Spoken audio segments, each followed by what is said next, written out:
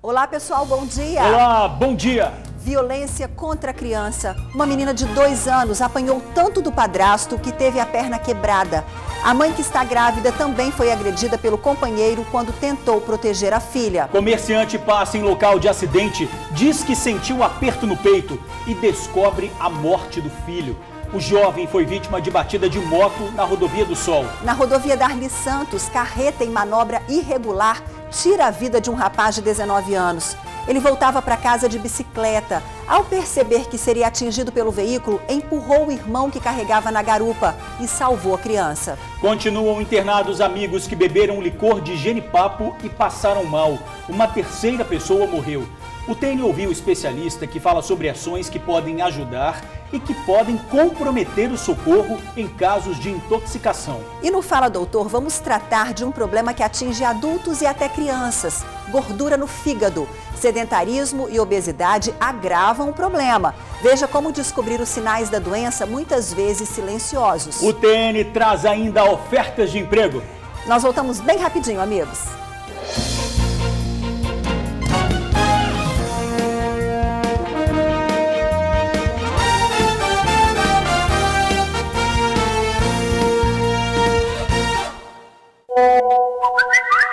Em Vila Velha, um jovem de 19 anos agrediu a namorada grávida e a filha dela de apenas 2 anos. A criança precisou ser socorrida para um hospital. A menina levou uma surra porque teria se recusado a comer. A violência foi tanta que a criança teve a perna quebrada. A agressão foi vista por moradores da região. A mulher grávida de 4 meses e uma criança de 2 anos foram as vítimas. Tudo aconteceu nesta rua, no bairro Cidade da Barra, em Vila Velha. O principal suspeito é o companheiro da gestante, um jovem de 19 anos. Em depoimento à polícia, a mulher contou que o companheiro utilizou chinelo e um material rígido para bater na menina. A criança de 2 anos foi tão agredida que teve a perna direita fraturada. Na tentativa de defender a filha, a grávida levou socos na cabeça e na região lombar. Ela estava olhando assim, machucada, toda torta, e se olhando que estava toda machucada, não estava conseguindo nem falar. As vítimas foram levadas para o Hospital Infantil de Vila Velha. A gestante foi avaliada e ela e o bebê estavam fora de risco. Já a criança de 2 anos teve a perna direita fraturada por conta da agressão e imobilizada. Que história absurda isso, hein, Ingrid? Olha, o agressor ainda não foi encontrado. O caso foi encaminhado ao plantão especializado da mulher e à Delegacia de Proteção à Criança e ao Adolescente. A mãe da menina não quis gravar entrevista, mas disse que está com medo. Vamos combinar, não é para menos, né? Um relacionamento que começou há apenas 1 mês. 1 mês já com episódios de agressão contra uma mulher grávida e covardia contra uma criança. É claro que não dá para admitir. Quem tiver informações sobre o suspeito deve denunciar pelo 181. E agora o caso triste de um pai que passou por um acidente e descobriu que a vítima era o filho. Pois é, o acidente aconteceu ontem à tarde na Rodovia do Sol. William Castro, de 24 anos, dirigiu uma moto e bateu na lateral de um carro na altura do bairro Interlagos, em Vila Velha. Ele morreu no local. O pai dele passou em seguida e comentou com um amigo que não gostava de olhar acidentes, mas como sentiu um aperto no peito, resolveu parar. Foi então que descobriu que a vítima era o filho dele.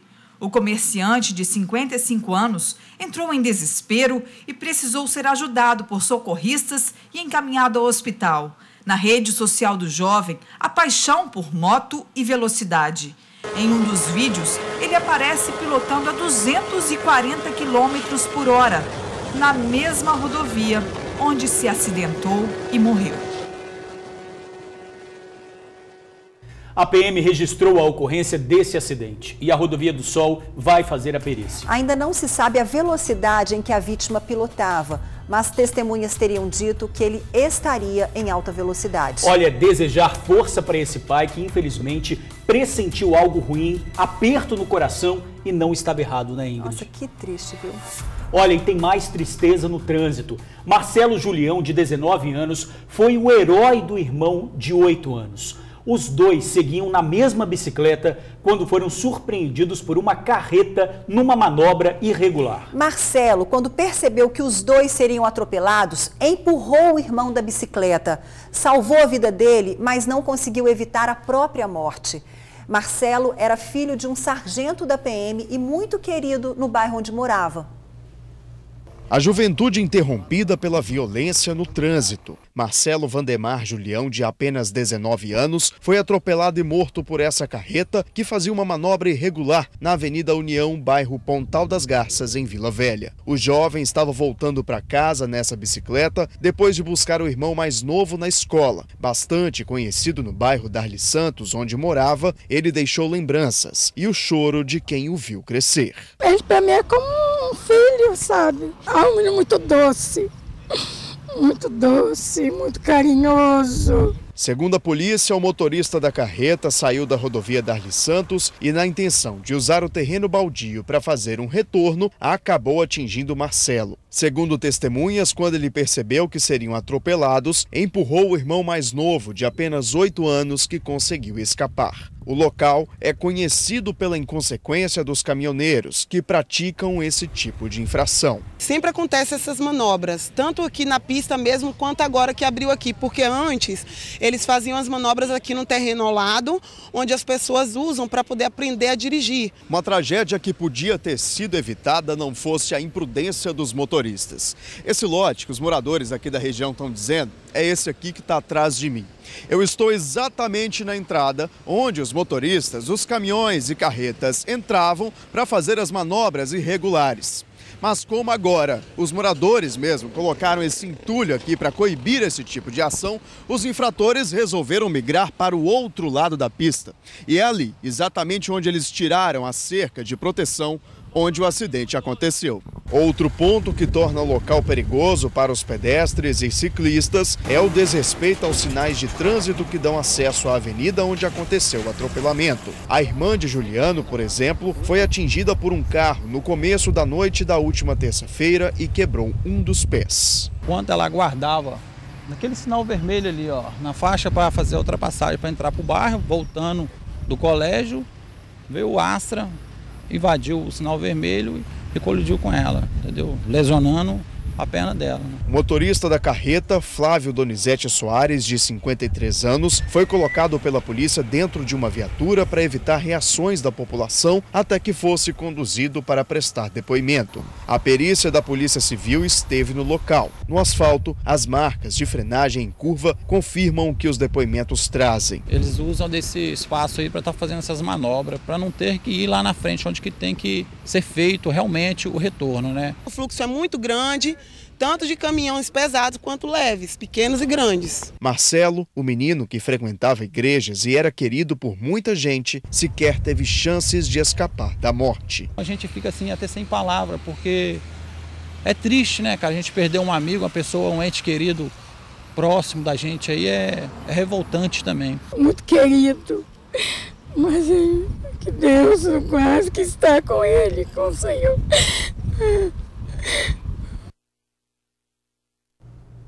De fato, a gente fica até sem palavras. Marcelo, 19 anos, o irmão mais velho que foi buscar o irmãozinho mais novo na escola e acabou morrendo vítima da imprudência de motorista. Empurrou o irmão de 8 anos da bicicleta, salvou a vida dele, mas não conseguiu evitar a própria morte. Isso é muito triste. Jorge, triste também é ouvir que novas mortes podem acontecer porque os casos de motoristas que fazem manobra irregular na região acontecem todos os dias, como ouvimos dos moradores. É preciso providência e urgente. Olha, o DR disse que não é possível fechar a área porque ela é saída de quem parte da Avenida União para ter acesso à rodovia Darli Santos. Diz que é preciso que os motoristas tenham prudência e não façam manobras irregulares. A Prefeitura de Vila Velha diz que a Guarda Municipal faz um trabalho de prevenção e conscientização no local com o objetivo de inibir as conversões irregulares. Já que a conversa não está adiantando, quem insiste na imprudência precisa ser punido, né? E como dissemos, o Marcelo era filho de um sargento da PM, os nossos sentimentos à família e todos os amigos. O jovem que foi amarrado e queimado no meio da rua no bairro Itararé, em Vitória. Ontem à noite, o padre Kelder Brandão celebrou uma missa no local em memória da vítima, que ainda não teria sido identificada. Os moradores contaram que viram uma fumaça na rua e quando chegaram perto dos entulhos, viram também o corpo do jovem em chamas. O homem estava envolvido num cobertor com braços amarrados e pode ter sido torturado até a morte. A polícia investiga o crime, mas até agora ninguém foi preso. E continuam internados os amigos intoxicados depois de beberem licor de genipapo em Vitória. Um deles morreu dentro da ambulância. A Polícia Civil investiga o que pode ter provocado a intoxicação. Especialistas afirmam que é possível se intoxicar de várias maneiras. Por isso, é importante um socorro rápido com orientação profissional. Algumas ações podem piorar a situação.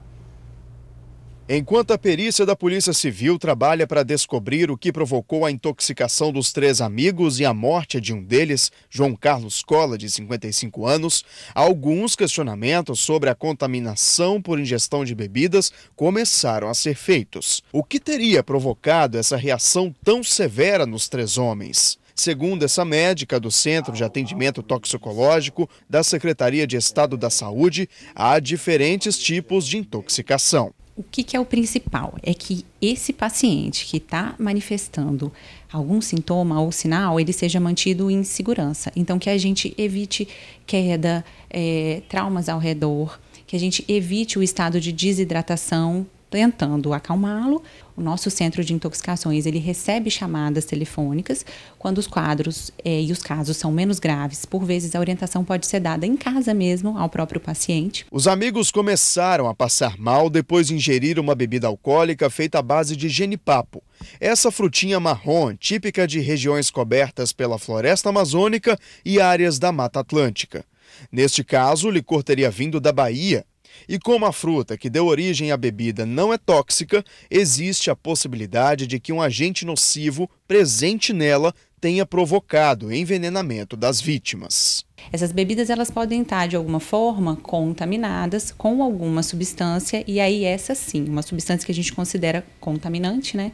Capaz de causar sintomas, transtornos e aí agirem como os agentes que a gente chama de agentes tóxicos. O caso foi registrado na casa de João, na noite da última terça-feira, em Vitória.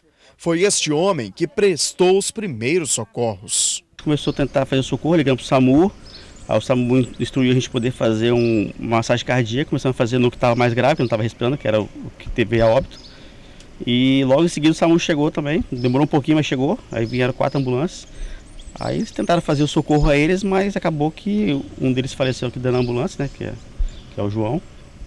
E os outros 2 estavam muito ruins. E entre os mitos e verdades que envolvem o socorro a vítimas com graves intoxicações, a especialista faz um alerta de que métodos conhecidos como eficazes para evitar os sintomas podem, na verdade, piorar a situação. Tem algumas substâncias tóxicas que podem ter sido ingeridas contaminando alimentos ou bebidas, que no caso, por exemplo, da gente induzir o vômito, podem piorar a agressão a um trato gastrointestinal.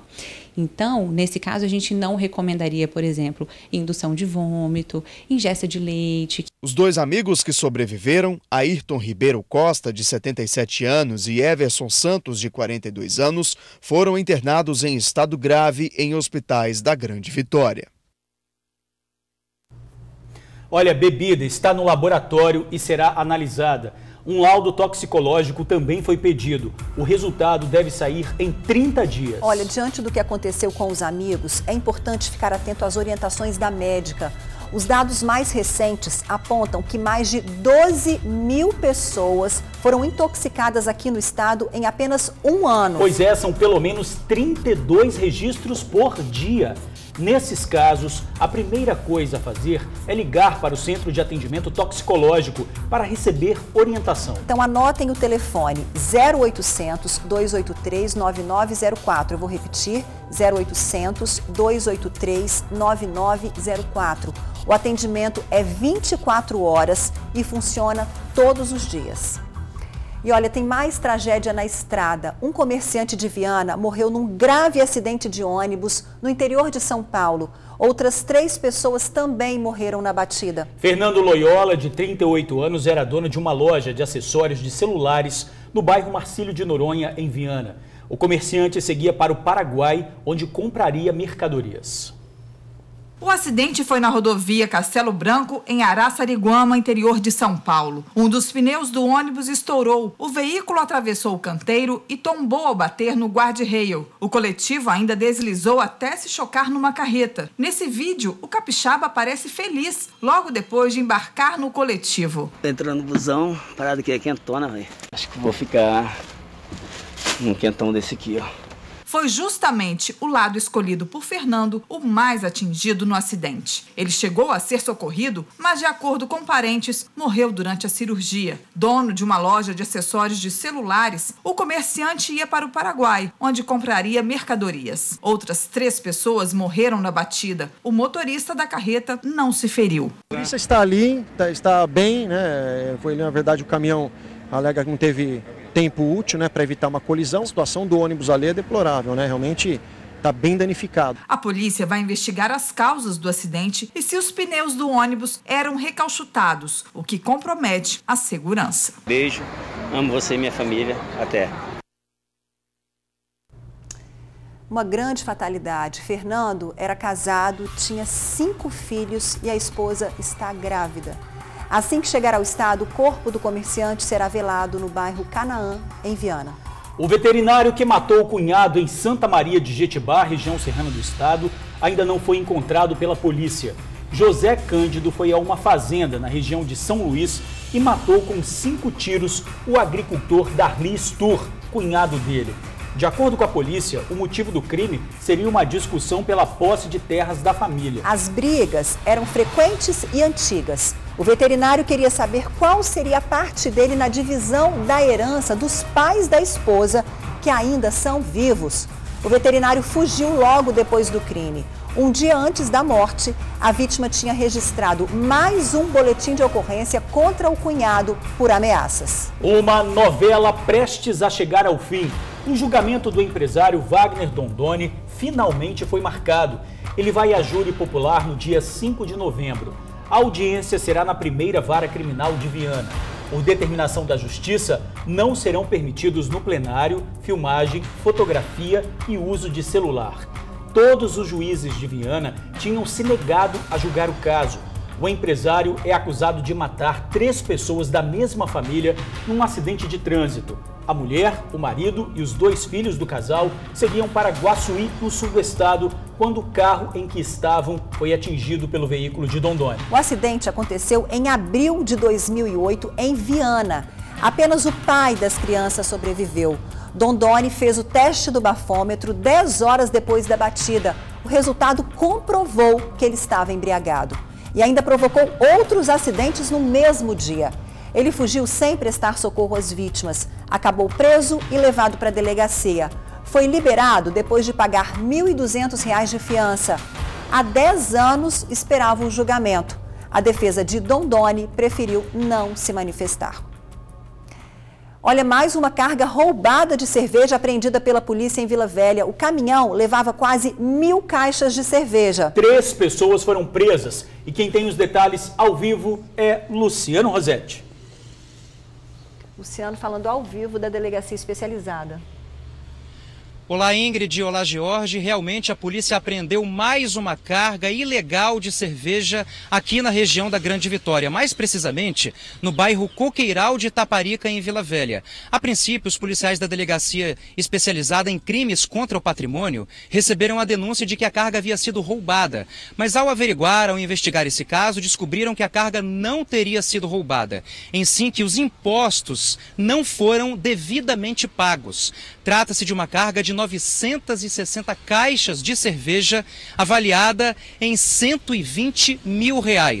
O motorista de 45 anos foi autuado por descaminho e o proprietário do depósito em Coqueiral de Itaparica foi autuado por receptação. Ele tem 27 anos e pagou R$ 37 mil entre multa e os impostos que ele deveria ter pago. O delegado Henrique Vidigal titular da Delegacia Patrimonial, deu agora há pouco uma entrevista dizendo mais detalhes a respeito das investigações e desse crime. Vamos dar atenção, por favor, à entrevista do delegado. Essa carga é irregular porque ela entrou no território do Espírito Santo sem o recolhimento do imposto. Ou seja, houve um crime de sonegação fiscal aí e ela foi conduzida para o Estado sem o maneio de comprovante de pagamento do imposto. Apesar de apresentarem uma nota fiscal, essa nota fiscal ela foi emitida de forma fraudulenta. Por quê? Porque ela foi gerada, porém não foi transmitida à Receita Federal. No momento, a Heineken não tem centro de distribuição aqui no Estado. E a gente até suspeitou que essa carga seria realmente roubada justamente por esse motivo. O dono da distribuidora foi autuado por receptação culposa, porque ele estava adquirindo um produto objeto do crime de descaminho, e o motorista do caminhão foi autuado pelo crime de descaminho. Pagaram uma multa de R$37 mil ao fisco estadual para regularização da carga e também fiança. E qual seria o valor da carga? A carga está avaliada em aproximadamente R$120 mil.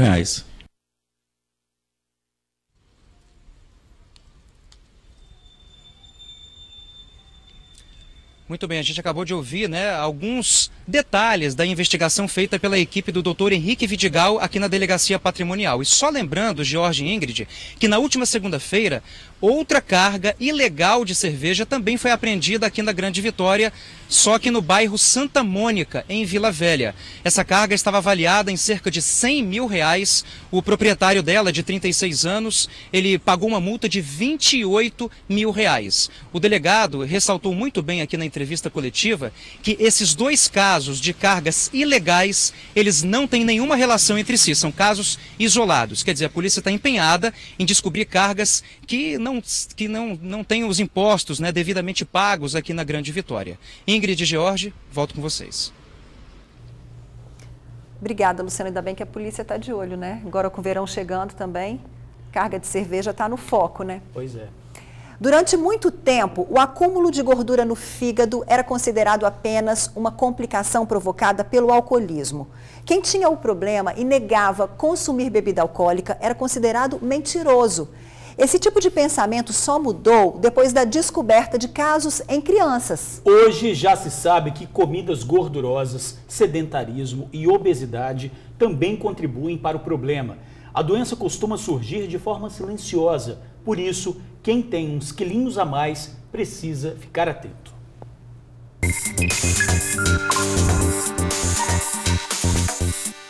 A mesa está sempre farta de alimentos saudáveis. Frutas, delícias à base de ovos e tapioca, suco natural.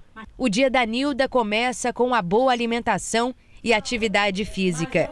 Uma mudança que surgiu após um susto. Nilda não sabia, mas estava com gordura no fígado. E foi aquele susto, Porque como eu tive um câncer, que vocês sabem, e eu fiquei preocupadíssima e procurei logo uma médica que fazia esse tratamento de gordura no fígado. O relato da dona Nilda faz todo sentido. Quem tem gordura no fígado normalmente não costuma manifestar nenhum tipo de sintoma.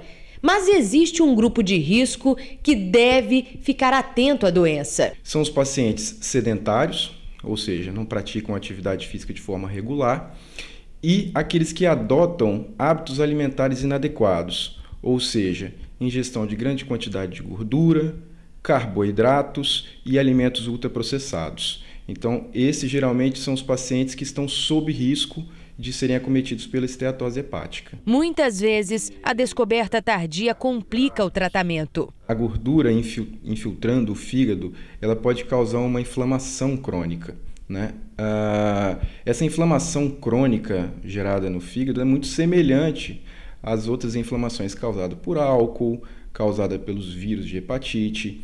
Então, silenciosamente, pode haver uma inflamação no fígado.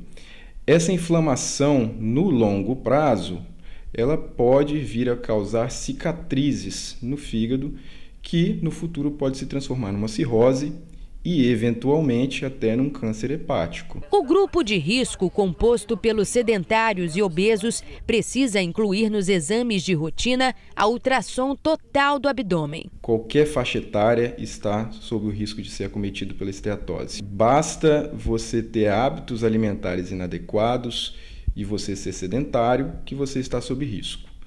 Identificando esse grupo de risco, um exame com melhor custo-benefício seria o ultrassom de abdômen total. Esse exame é um exame rápido, é um exame simples, ele não leva radiação e ele consegue dar esse diagnóstico com segurança. Nilda, por exemplo, eliminou 14 quilos e aos 74 anos, além de saudável, se sente linda, maravilhosa, entendeu? Super bem astral, que eu sempre tive um bom astral. Me dá vontade de me arrumar, de sair, sabe? Coisa que eu não tinha. Isso mesmo, Nilda, manter o bom humor é fundamental para a saúde. Mas tem outras atitudes que podem deixar o nosso fígado saudável também.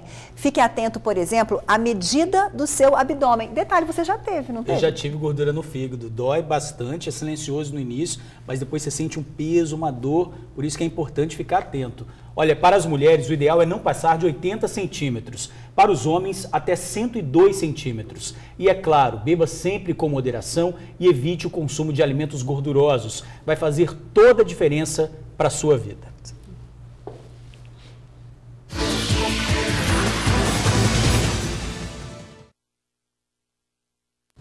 Me pegou até passando a mão no cabelo, né?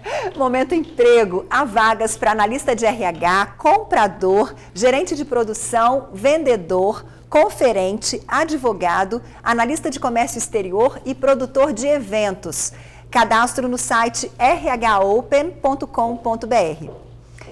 Agora, mais um triste retrato da educação pública, uma escola cheia de problemas. E os mais graves estão na biblioteca, local que armazena os livros e o conhecimento. Forro despencado, um amontoado de madeira ao lado de uma estante cheia de livros. Soma-se a isso armários e carteiras jogados, espalhados. Isso aí é educação pública. Estas imagens que nós acabamos de mostrar foram feitas com um telefone celular e mostram o coração da escola Maria Madalena Pisa, aqui no bairro São Geraldo, na Serra.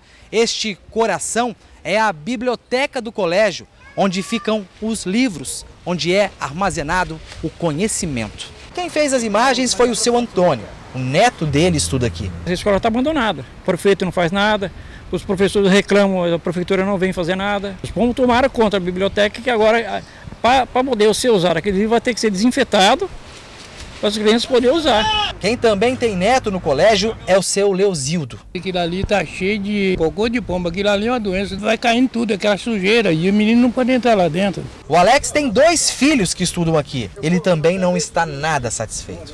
A gente, pai, saber que onde os filhos da gente precisam de estar, né, e estar naquela condição ali, fica um pouco complicado pra gente. Até hoje, ninguém se manifestou, ninguém falou nada sobre os problemas da escola. Não dá para deixar uma escola chegar a esse ponto de destruição, né? Olha, a Prefeitura da Serra disse que a reforma do colégio começa na próxima quarta-feira, dia 10 de outubro. Pelo menos tem boa notícia, né? Hoje é dia de São Francisco de Assis, santo protetor dos animais. Vários fiéis aproveitam a data e levam os bichinhos para receber a bênção do padroeiro. A bênção aos animais acontece em várias igrejas católicas, tradição e demonstração de fé. Dia 4 de outubro, dia de São Francisco de Assis, e eu estou aqui com o Frei Florival, que é um dos responsáveis por um momento muito significativo nesse dia, né? Já que São Francisco tinha como paixão os animais, hoje é um dia especial para os animais, né, Frei? Boa tarde. Boa tarde. Dia de São Francisco de Assis, dia da gente recordar nesse homem tudo aquilo que a gente às vezes não consegue ser, e uma das coisas é cuidar das criaturas. Hoje é um dia muito lindo, porque a gente vê em São Francisco essa alegria da gente buscar cada dia conquistar isso. E nós estamos aqui, né, Frei, no santuário, isso, justamente onde está acontecendo um dia muito especial, que é a bênção dos animais. A Sabine é uma pessoa que todo ano participa. A gente espera o ano inteiro, né, para participar dessa missa. Ela adora a bênção, recebe a água com asas abertas todas as vezes, ele gosta de receber a água. Então, para finalizar, a bênção, né? Isso. Aos animais aqui da Sabine. Ó Deus Todo-Poderoso, abençoe esses animais, criaturas tuas. Vem em nosso auxílio. Encorajai as pessoas a cuidarem umas das outras, assim como cuida bem desses bichinhos que alegram o coração da gente. Expressa a alegria de Deus nas pequenas coisas. Abençoe, ó Deus Todo-Poderoso, em nome do Pai, do Filho e do Espírito Santo. Amém.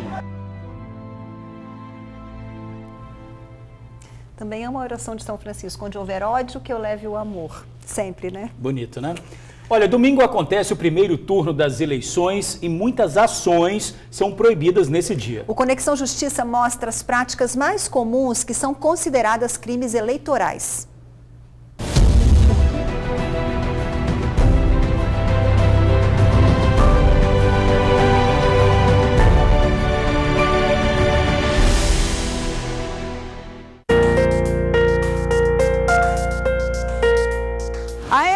Já está aí e é preciso ficar atento, viu? Algumas atitudes são proibidas no dia da votação. E se o eleitor ou o candidato insistir em descumprir, vai responder na justiça. Boca de urna. Uma prática vedada próxima aos locais de votação, inclui os santinhos, camisetas, bonés. Então, todas essas práticas que nós sabemos que corriqueiramente têm sido adotadas para divulgar, para fazer com que o eleitor possa se convencer ali, aqueles que vierem a adotar essa conduta poderão incidir em crime eleitoral. E pode vender bebida alcoólica no dia da votação? A regulamentação da lei seca, ela dependerá da regulamentação da Secretaria de Segurança Pública do Estado do Espírito Santo. Então, ela vai disciplinar o local que poderá ser comercializada a bebida e os horários em que poderá ser feita essa utilização. É verdade que ninguém pode ser preso durante a eleição? A prisão, ela só será decorrente em flagrante delito, né, flagrante delito, ou cumprimento de um mandado de prisão decorrente de uma sentença penal condenatória transitada em julgado. Fora dessas hipóteses legais, a prisão aí não será permitida. Fora do estado de flagrância, a apuração da responsabilidade penal, ela se dará por intermédio de um inquérito policial ou, se for pelo Ministério Público, por um procedimento investigatório criminal, e a sua responsabilidade penal ela será apurada e, ao final, estabelecida a responsabilidade pela prática do crime. O Ministério Público adotará as providências que entender pertinentes. É preciso ficar atento também quanto ao transporte. Nenhum candidato pode levar eleitores até o local da votação. E o cidadão possui um papel importante para combater esses e outros atos de corrupção. É importante a participação do eleitor, porque nós estamos vivenciando um novo quadro político brasileiro, um quadro político de combate à corrupção. Nós tivemos a atuação da Operação Lava Jato, a atuação do Ministério Público Estadual, Ministério Público Federal. Então, adotando-se o voto consciente, votando inteligente, é um mecanismo que o eleitor, nesse momento, terá de combater a corrupção.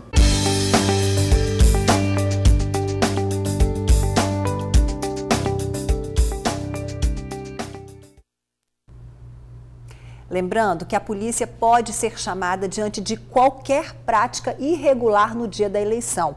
Promotores e juízes eleitorais ficam de plantão para receber denúncias. E você também tem dúvidas sobre seus direitos? Mande para a gente no conexãojusticatn@gmail.com ou na página profissional da Marcele no Facebook, Marcele Autoé Oficial. Agora a gente mostra um flagrante de um sequestro relâmpago de uma enfermeira em Colatina, noroeste do estado. Nas imagens, a vítima se aproxima do carro, entra no veículo, quando é surpreendida por dois bandidos. Eles entram no veículo e saem com a enfermeira. A vítima foi abandonada pouco tempo depois. Quinta-feira, 4 de outubro, vamos juntos conferir o que é destaque no jornal A Tribuna. Intoxicação após beber licor mata motorista e deixa 2 internados. Aqui na foto principal, lição de solidariedade contra o câncer. Veterinário mata cunhado em disputa por terra. Pesquisa mostra a vitória de Casagrande no primeiro turno. Empate técnico entre 3 candidatos ao Senado. Pai passa por acidente na Rodovia do Sol e descobre que vítima é seu filho. E ainda destaque no jornal A Tribuna desta quinta-feira. No AT2, quero ajudar as mulheres a se libertarem. Botafogo é eliminado pelo Bahia nos pênaltis. E no caderno especial sobre rodas, Argo dá o troco no polo.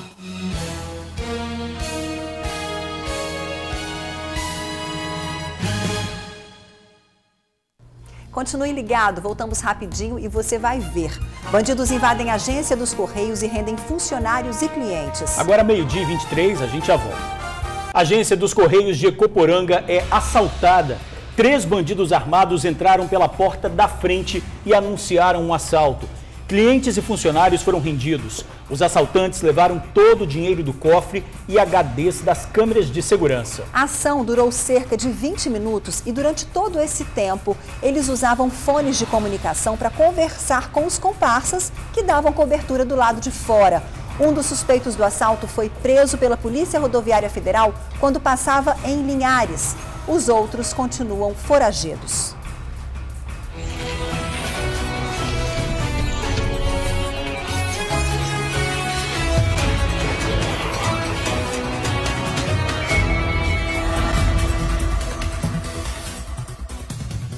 Daqui a 3 dias vamos às urnas escolher os nossos representantes. E a esperança de todos é que os futuros governantes façam mais por quem precisa, que governe de fato para o povo.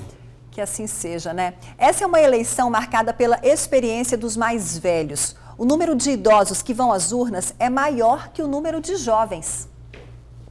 Na roda do bate-papo, Pedro Lucas e Bianca, de 17 anos, e Victória, de 18.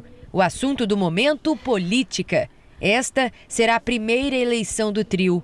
Pedro e Bianca optaram pela participação e fazem questão de votar no dia 7 de outubro. De certa forma, uma esperança de que o país possa mudar e ter certa participação no futuro do meu país. Eu acho que isso é importante.